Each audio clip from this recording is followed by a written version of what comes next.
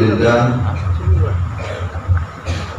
wassalatu wassalamu ala Rasulillah Sayyidina Muhammad ibn Abdullah wa ala alihi wa sahbihi wa man wala.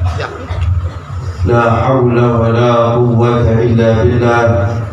Allahumma salli wa sallim ala Sayyidina Muhammadin miftahi bab rahmatillah adada ma fi ilmillah. Salatan wa salaman daimaini bidawami mulkillah wa ala alihi wa sahbihi amma ba'd. Alhamdulillahi rabbil alamin.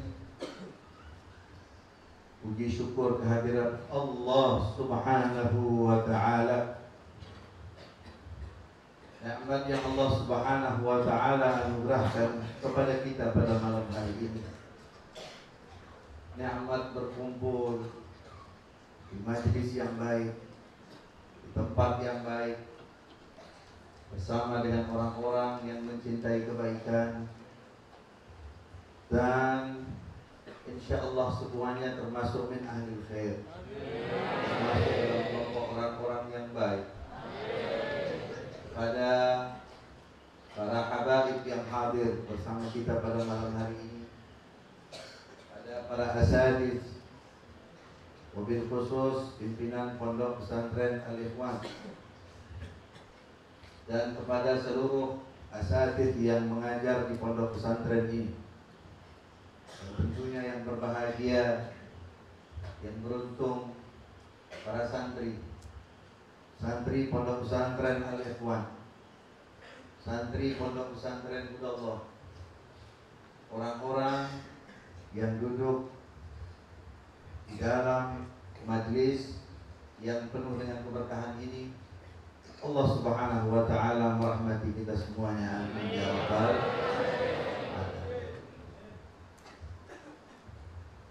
Anak-anak santri yang belajar di pondok pesantren ini, baik putra maupun putri, rata-rata tamatan dari sekolah dasar, minimal tamatan dari sekolah dasar. Sampai sekarang mungkin sudah ada yang sudah menginjak di aliyah atau di sekolah umum disebut tingkat SMA.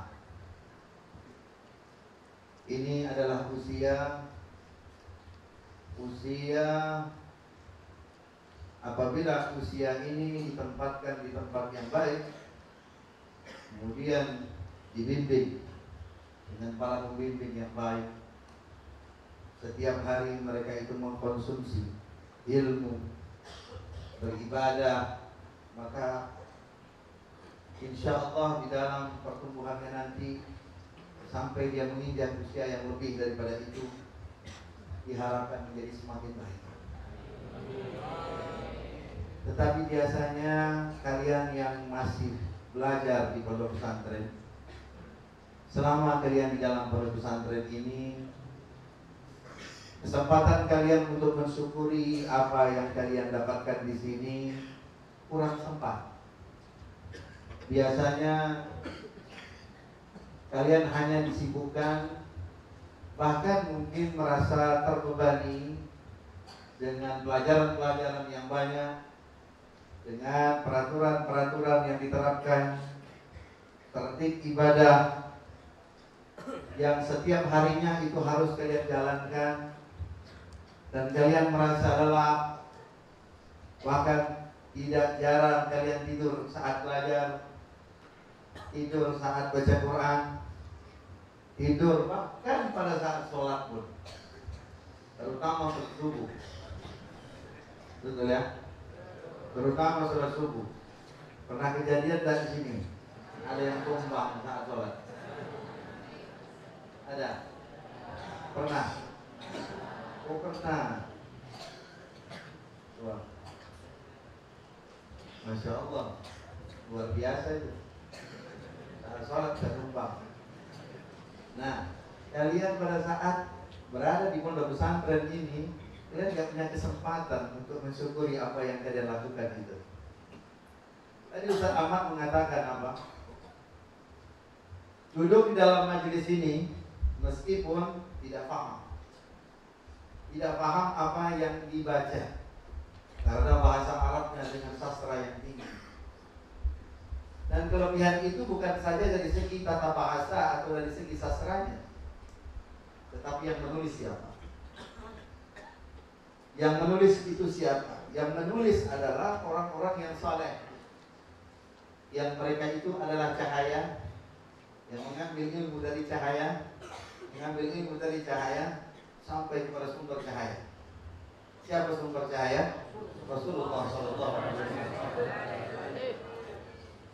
Nah, mendengarkan saja, duduk dengan tenang, menikmati, artinya jadikan telinga kita itu menikmati, mata kita menikmati, anggota tubuh kita nikmati, sebagaimana pada saat kita menikmati duduk di tempat-tempat yang membuat kita rileks. Sebagian orang suka berpergian sampai ke daerah yang cuacanya dingin, atau dia pergi ke pinggir pantai. Bagaimana dia menikmati saat itu? Dia menikmati apa-apa saja yang dia lihat, bahkan apa-apa yang dia dengar, dan dia merasakan rileks sambil dia minum, entah minum kopi, entah minum teh, apa saja, dengan makanan kecil, kemudian bersama keluarga, fresh, dan dia merasakan ini refreshing. Nah, kenapa? Karena dinikmati. Jadi anak-anak dia belajar di pondok pesantren, kalian belum berkesempatan untuk menikmati itu semua.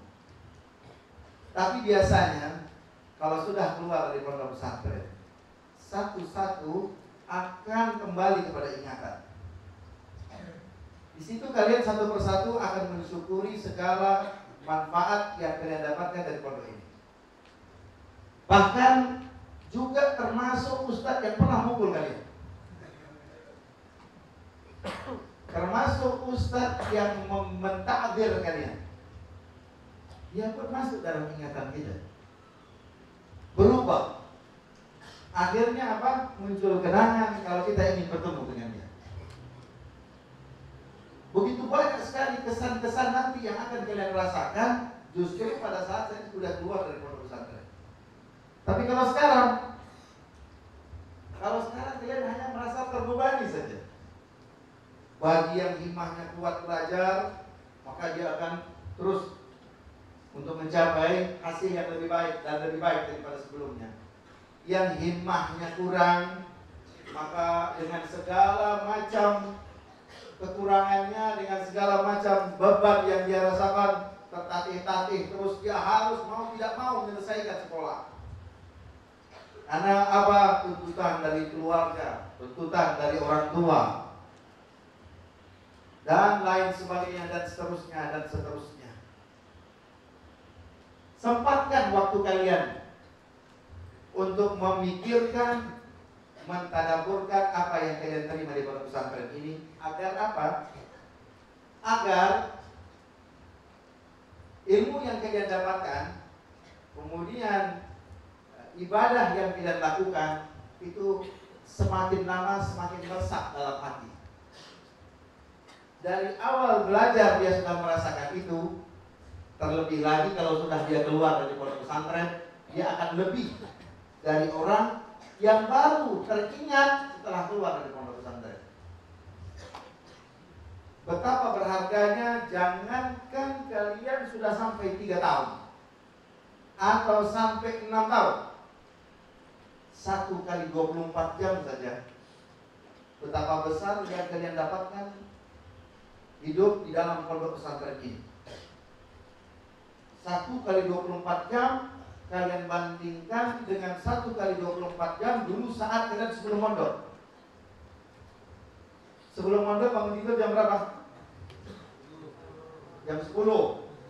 Jam berapa saat ini? Jam 10. Tidurnya jam berapa? Bangunnya jam 10. Sholat subuhnya jam berapa? Dijamak sama sholat zuhur. Bangun saja sudah terlambat. Sedangkan yang baru pesantren bangun jam berapa? Jam 8. Kalau itu sama Jam 4 sudah bangun. Jam 4 sudah bangun. Bukan jam 4 sudah bangun. Jam 4 dibangunkan. Betul? Jangan lebay lah. Jangan jaga-jaga image lah. Dibangunkan jam 4. Dibangunkan jam 4 itu yang berhasil bangun tepat jam 4 langka. Jam 4 dibangunkan langsung bangun jam 4 langka. Kenapa? Dia harus duduk dulu. Dia harus duduk dulu, dia harus nikmati kantuknya dulu yang masih bersisa. Karena kan sayang sama kayak makan. Makan kalau ada sisa, sampai kadang-kadang begitu bakhilnya kita, yang nyangkut di gigi pun ditelan juga. Padahal kan ini harus dibuang saja. Saking menikmati makanan, sayang dengan makanan itu, sisa di gigi pun disongket-songket sama lidah. Kalau tidak begitu tusuk gigi, kira-kira nggak kelihatan orang. Begitu juga kalau bangun tidur, sisa kantuk dinikmati sampai habis.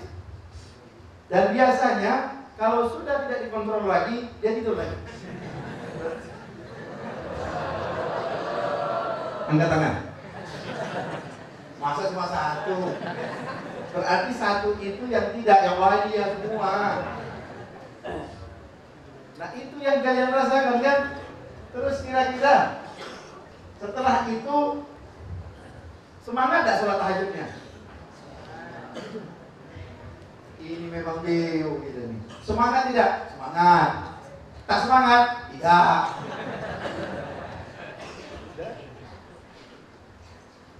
Baik, kita anggap saja bangun sholat tahajud. Bangun sholat tahajud dengan ngantuk-ngantuknya. Tapi alhamdulillah dikerjakan juga. Atau 2 rakaat atau 1 rakaat. Biasanya 1 rakaat witir kan? Iya. Nah, kemudian setelah itu kalian masuk sholat subuh. Habis sholat subuh, kemudian baca wirid dengan zikir baca Qur'annya atau tahfidz Qur'annya, atau membaca zikir-zikir yang lain yang sudah diajarkan di pondok pesantren ini terus sampai terbit matahari.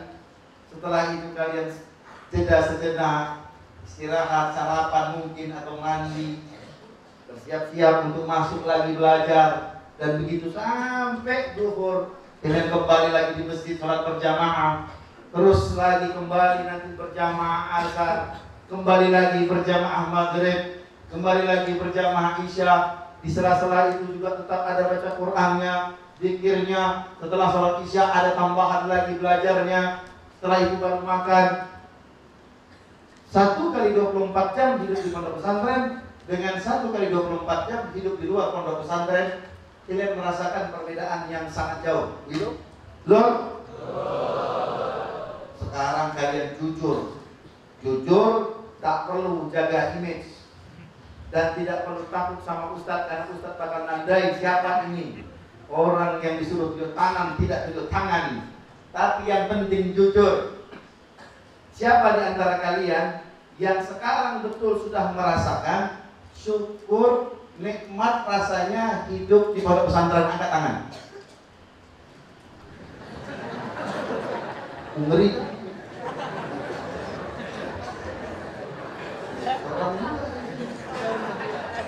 Kok bisa-bisanya kalian angkat tangan? Siapa di antara kalian yang sudah bisa merasakan syukur rasanya tinggal di pondok pesantren ini? Karena semuanya tertib, tertata, sudah merasakan syukur itu. Jujur jawabnya, angkat tangan.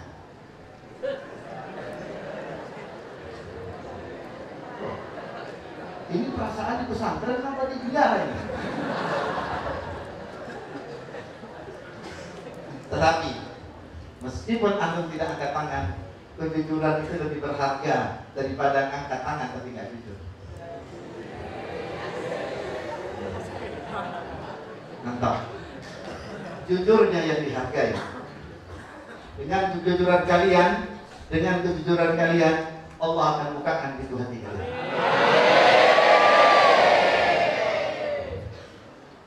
Kalian ini adalah orang-orang atau kelompok manusia yang istimewa dibandingkan dengan lain selain daripada kalian. Kenapa? Satu-satunya kelompok manusia yang rezekinya Allah Subhanahu wa ta'ala berikan tanpa dan bahkan tidak disuruh untuk mencari atau berikhtiar mendapatkan rezeki itu, dan justru kalian mendapatkan rezeki itu dengan hanya duduk menuntut ilmu agama Allah, dan kalian mulia. Rezeki yang kalian dapatkan rezeki yang mulia, yang berkah, dan kalian seperti orang yang bekerja, bukan saja menuntut ilmu, tetapi kalian juga dihitung seperti orang yang bekerja mencari rezeki. Hanya satu kelompok manusia yang Allah berikan istimewa, rezeki didapatkan tanpa susah payah dan tidak disuruh untuk mencarinya, tinggal tunggu saja, yaitu anak-anak atau orang-orang yang menuntut ilmu agama. Jaminannya istimewa dibandingkan dengan yang lain selain daripada kalian kalau berilmu. Jadi kita sama-sama pada malam hari ini, kita duduk di dalam majelis ini. Kami, meskipun kami tidak duduk seperti kalian, tidak tinggal di pesantren seperti kalian, tetapi majelis ini adalah majelis yang saling memberikan manfaat satu dengan yang lainnya. Rohnya saling berbicara dengan satu dengan yang lainnya. Rohnya mengajar satu dengan yang lainnya. Rohnya saling memberikan manfaat satu dengan yang lainnya, meskipun lisan tidak berbicara, meskipun anggota tubuh tidak berbuat. Maka kami melihat kalian-kalian yang duduk di pondok pesantren, yang waktu kalian itu tertib, maka kami di sini merasa bahwasanya alangkah beruntungnya kalian-kalian yang dulu kami di usia kalian, kami belum sempat dan kami tidak berkesempatan untuk belajar di pondok pesantren, tapi kalian di usia yang begitu muda, Allah Subhanahu wa ta'ala telah pilihkan kalian di tempat yang baik, yang terjaga, kemudian mendapatkan setiap harinya, setiap saatnya yang berkah, yang berkah, yang berkah. Ilmu itu berkah, ibadah itu berkah, semua yang kalian dapatkan, makan, minum, semua di sini berkah. Masya Allah, saya yakin di sini masih lauknya enak. Ini kayaknya nih, kalau saya lihat ini pondok pesantren ini mesti hidangannya, lauknya istimewa ini. Tiap hari mesti makan sama ayam. Betul ya? Ini mesti tiap hari makan sama ayam. Betul ya? Nah, yang maksudnya kalian makan nasi, ayam juga makan nasi. Kalian makan tempe, ayam yang makan tempe. Tapi enak gak menu di pondok ini? Kita lihat Pak, mesti jawabnya enak. Ustaznya di sini. Ustaznya di sini, mana berani kalau bilang gak enak lauknya. Tapi memang begitu pondok pesantren. Pondok pesantren itu di mana-mana saat yang ditunggu oleh santri itu saat yang paling nikmat di pondok kedua. Minimal ada dua aja. Satu saat makan, dua saat tidur. Iya kan? Betul ya? Sudah dikasih jam makan, setelah itu dia masih cari makan lagi. Sudah ada jam tidur, di luar itu dia masih tidur lagi. Makanya kalau anak santri pulang ke rumah, dua ini yang paling menonjol. Makannya banyak, tidurnya banyak. Sehingga orang tuanya bingung. Begitu pulang ke rumah, ini anak udah tinggal sawah semua. Habis sholat subuh tidur. Apalagi pas liburan puasa, tambah mantap tidur kalian. Di rumah tidur saja. Ya, tapi begitulah nikmatnya. Dan itu hanya kalian bisa rasakan karena kalian belajar di pondok pesantren. Kalau tidak, kayak kita ini yang di luar pondok pesantren, makan sudah sibuk cari sana sini. Yang ini sudah mulai bosan, cari lagi yang lain, cari lagi yang lain. Selera tiap hari terus berganti. Padahal kalian di sini menunya istiqomah, ya kan? Istiqomah menunya, istiqomah tempe, gitu kan? Istiqomah kerupuk. Yang penting ada sambal, betul? Kalau ada sambal aman, betul? Kalau ada sambal, yang penting ada sambal aman lah sudah. Nah begitu nikmatnya itu baru dari segi makan dan tidur saja. Nah tinggal kalian mensyukuri lagi apa yang kalian dapatkan dari ilmu yang diajarkan di pondok pesantren. Luar biasa, masya Allah. Yang mengarang Maulid Simtud Durar, pernah dengar Maulid Simtud Durar? Maulid Simtud Durar atau disebut dengan Maulid Al-Habsyi. Itu yang mengarang namanya Habib Ali bin Muhammad bin Husain Al-Habsyi. Beliau ini saking cintanya sama ilmu, setiap kali melihat anak di usia belajar itu dia membawa buku, dia bukan saja sekedar menyapa ini anak, tapi dicium, keningnya dicium. Beliau mencium bukan saja karena cinta kepada orang-orang yang begini, tetapi apa? Tetapi mengharapkan keberkahan dari orang yang menuntut ilmu agama itu keberkahannya besar. Itu makna beliau mencium. Sampai kata Habib Alwi bin Abbas Al-Maliki, abahnya Said Muhammad bin Ali Al-Maliki, itu seorang ulama besar di tanah haram Makkah wal Madinah, dikatakan Imamul Haramain. Said Alwi bin Abbas Al-Maliki ini, beliau punya putra namanya Said Muhammad bin Ali Al-Maliki. Murid-muridnya di Indonesia banyak sekali yang jadi kiai-kiai besar. Orang-orang alim banyak sekali di Indonesia Said Muhammad. Nah abahnya Said Ali mengatakan begini, biasakanlah membawa kitab kemana-mana. Lagi ini anak pondok ya, bawa kitab kemana-mana, meskipun kitab itu tidak kau baca. Nah yang terakhir ini saya yakin ini kalimat yang terakhir, meskipun kitab itu tidak kau baca. Memang betul tak dibaca kan? Betul. Nah ternyata membawa kitab saja itu menjadikan apa? Hati ini terpaut dengan ilmu meskipun tidak dibaca.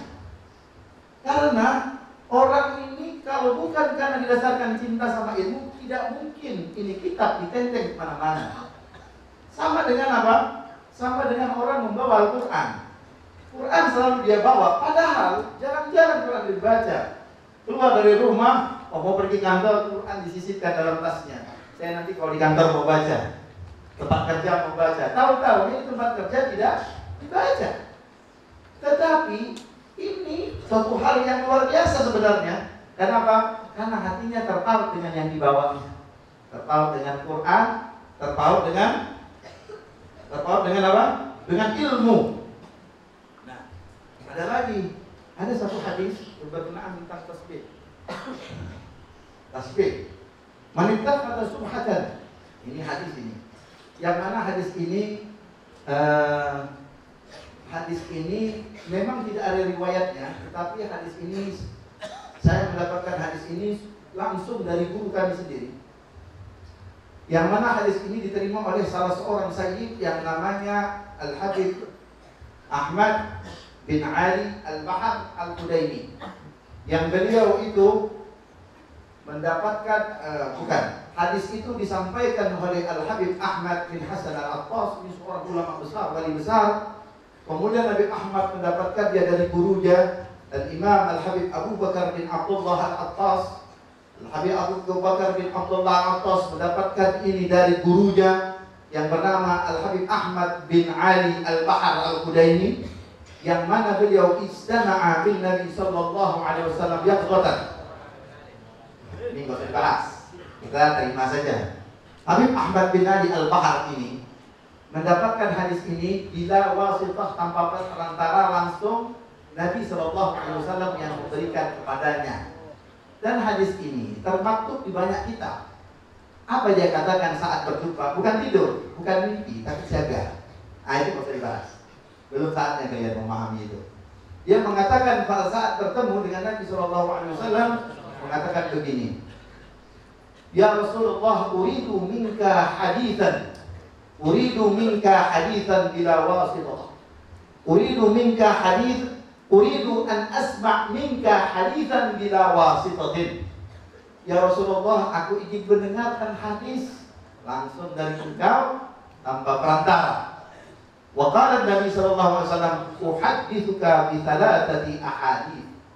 Aku berikan hadis 3 kepadamu. Di antara yang 3 itu, salah satunya adalah ini, manittakhadha subhatan. Manittakhadha subhatan liyadhkur biha.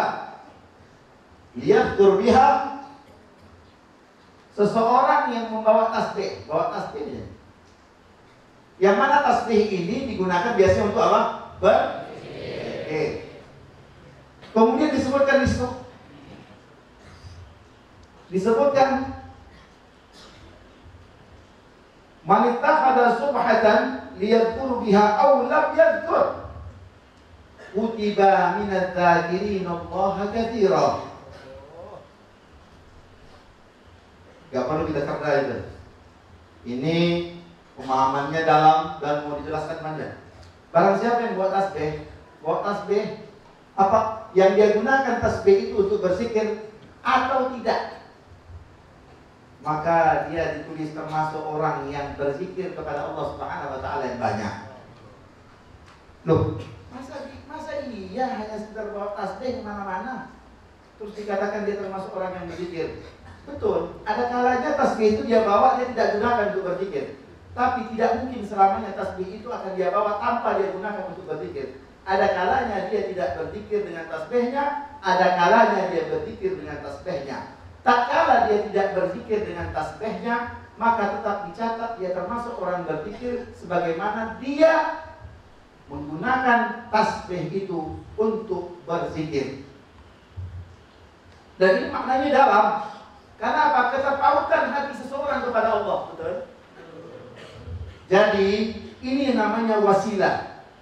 Dikatakan bahwasanya al-ghayah tuqarrirul wasilah. Tujuan itu menentukan wasilah. Apa yang menjadi tujuan, maka tujuan itu nanti yang akan menentukan wasilahnya apa. Nah, adapun kita sekarang bermaulid ini, duduk dalam majlis ini adalah wasilah. Wasilah apa? Al-ghayah, untuk mencapai tujuan. Tujuannya apa? Untuk lebih dalam mengenal Nabi sallallahu alaihi wasallam. Untuk lebih kita mencintai Nabi sallallahu alaihi wasallam, maka wasilah duduk di dalam majlis maulid Nabi sallallahu alaihi wasallam adalah wasilah yang tepat untuk mendapatkan kecintaan kepada Nabi Muhammad sallallahu alaihi wasallam.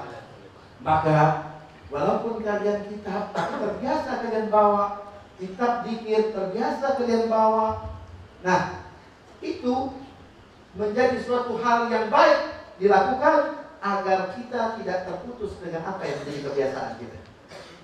Jadi gitu ya, selalu bawa kitab kemana-mana ya. Tapi ingat, jangan mau bawa kitab kemana-mana, ke kamar mandi bawa kitab, jangan. Oh jangan baca kitab sambil buang air besar, jangan. Bahwa kitab ada tempatnya, karena di dalamnya itu ada ilmu, di dalamnya itu ada kalam-kalam Allah, ada hadis Nabi. Jangan sembarangan kita membawanya. Di tempat-tempat yang dilarang jangan sampai kita membawa ada hal-hal yang dihormati dan dimuliakan oleh agama. Baik, hadirin sekalian rahmati Allah Subhanahu wa taala. Adapun kita pada malam hari ini berkumpul di majlis yang insya Allah majlis ini pasti penuh dengan keberkahan. Dan mudah-mudahan yang kita harapkan, apa yang menjadi tujuan daripada majlis ini Allah Subhanahu wa taala berikan kepada kita. Ya Allah ya Rabb, jadikan ilmu kami ilmu yang manfaat dan barakah. Ya Allah, buka pintu hati kami ya Allah. Terangi hati kami ya Allah. Bersihkan hati kami ya Allah dari segala yang mengganggu, yang menghalangi untuk dekat kepada Engkau, dekat kepada Nabi Muhammad sallallahu alaihi wasallam. Ya Allah, jauhkan dari hati ini segala hal yang menghalangi, sekalipun hubungan kepada orang, tetapi orang yang tidak mengajak kepada dekat kepada Allah dan Rasulnya. Ya Allah, berkahi rezeki kami, berkahilah umur kami. Ya Allah, angkat penyakit-penyakit kami, penyakit-penyakit zahir, penyakit-penyakit batin. Mudahkan segala urusan kami ya Allah. Berikan jalan keluar dari masalah yang sedang kami hadapi. Ya Allah, kami punya masalah ini Tanpa kami menjelaskan pun Engkau lebih mengetahui. Ya Allah, selesaikan masalah kami ya Allah. Rumah tangga yang retak Allah satukan menjadi lebih rahmah lagi. Rumah tangganya menjadi lebih sakinah lagi. Saling memperbaiki satu dengan yang lainnya. Anak-anak yang bermasalah Allah berikan peringatan, Allah berikan hidayah kepada mereka menjadi anak-anak yang baik, kembali pada jalan yang baik. Ya Allah ya Arhamar Rahimin, dekatkan kami kepada Sayyidina Muhammad sallallahu alaihi wasallam. Kumpulkan kami bersama Sayyidina Muhammad sallallahu alaihi wasallam. Cita-cita kami yang tertinggi ya Allah, kami berkumpul dengan Sayyidina Muhammad sallallahu alaihi wasallam di dunia wa fil barzakh wa fil mahsyar wa fil jannah. Fil jannah ma'a Sayyidina Rasulullah. Fil jannah ma'a Sayyidina Rasulullah. A'la qaradisil jinan. خالدين من غير سابقة عذاب ولا عتاب ولا فتنة ولا حساب وافعل كذلك بوالدينا وذرياتنا وأحبابنا إلى يوم الدين. Ya Allah, tempat kami di surga yang paling tinggi. Di situ ada Sayyidina Muhammad sallallahu alaihi wasallam. Masuk surga tanpa fitnah, masuk surga tanpa hisab, masuk surga tanpa dikoreksi, tanpa menghadapi hukuman apapun. Dan juga kepada orang tua kami ya Allah, orang-orang yang kami cintai ya Allah, zuriyah kami ya Allah, ila yaumiddin. Amin amin ya rabbal alamin. Wassallallahu ala sayyidina Muhammad wa alihi wa sahbihi wasallam. Alhamdulillahi rabbil alamin. Ya adik, saya ingin mengingatkan lagi kepada kalian. Tadi saya hanya sedikit mengingatkan kalian 1x24 jam. Camkan baik-baik. Di luar sana sekarang pergaulan anak-anak terlebih lagi di usia kalian sudah semakin parah, dan itu terjadi di mana-mana, khususnya di kota kita Pekanbaru. Orang tua sudah tidak sanggup lagi menasehati anak-anaknya. Mereka sudah berlepas tangan. Banyak di antara orang tua seperti itu. Setiap hari kelakuan anak-anak ini hanya membuat hati orang tua tersayat-sayat. Dan ini banyak terjadi di mana-mana. Maka ingat baik-baik, kalian harus bertambah lebih baik tutur kata kalian sama guru kalian, sama orang tua kalian. Harus bertambah lebih baik akhlak kalian terhadap guru kalian, terhadap orang tua kalian. Jangan sampai kalian yang di pondok pesantren justru mengecewakan orang tua. Jangan sampai mengecewakan guru-guru kalian. Maka camkan ini baik-baik. Ini keadaan sekarang di luar sudah semakin parah. Buktinya apa? Dulu zaman saya sekolah dulu zaman waktu SD, SMP, SMA, itu rata-rata orang mengejar masuk SD yang paling top, SMP yang paling top, SMA yang paling top, universitas yang paling top. Tetapi semakin berjalan waktu, terbukti orang tua sudah semakin tidak bisa mengontrol keadaan anak-anaknya. Akhirnya apa? Alhamdulillah, sekarang pesantren nomor 1. Pesantren jadi incaran setiap orang tua muslim. Bahkan mereka sanggup untuk menjual apa yang mereka punya demi untuk masuk ke pesantren. Dan ini menunjukkan bahwasanya keadaan di luar itu sudah semakin, dan mereka sadar solusi ada di pesantren. Solusi. Kalau dulu zaman kami sekolah, pondok pesantren itu katanya tempatnya anak-anak nakal, tempatnya anak-anak yang nggak diterima di sekolah umum. Biarkan itu. Apakah memang begitu kenyataannya? Tidak seperti itu. Itu hanya isu-isu yang dihembuskan oleh orang-orang yang tidak menyukai lembaga pendidikan pesantren. Tapi alhamdulillah sekarang pesantren nomor 1. Bahkan tak bisa masuk pesantren, minimal anak-anak ini dimasukkan di aliyah atau di sanawiyah. Sekarang aliyah dan sanawiyah rebutan. Apalagi baru pesantren. Alhamdulillah. Kalian harus bersyukur, bangganya itu dengan bersyukur. Jadi tetap betah di pesantren. Kalau merasa tidak betah, biasa di pesantren itu mesti ada godaan-godaan yang tidak betah. Ngadap ke ustaz, sampaikan, laporkan ke ustaz. Ustaz, saya nggak betah nih Ustaz. Apa masalahnya? Sebutkan masalah itu. Jangan biarkan lama-lama. Jangan sampai kita mengambil keputusan sendiri. Akhirnya kita telepon orang tua untuk dijemput, untuk dibawa pulang. Jangan. Itu keputusan yang salah. Sampaikan kepada Ustaz kalian. Minta doa kepada mereka. Minta nasihat kepada mereka. Insya Allah kalian akan tetap betah. Amin ya Rabbal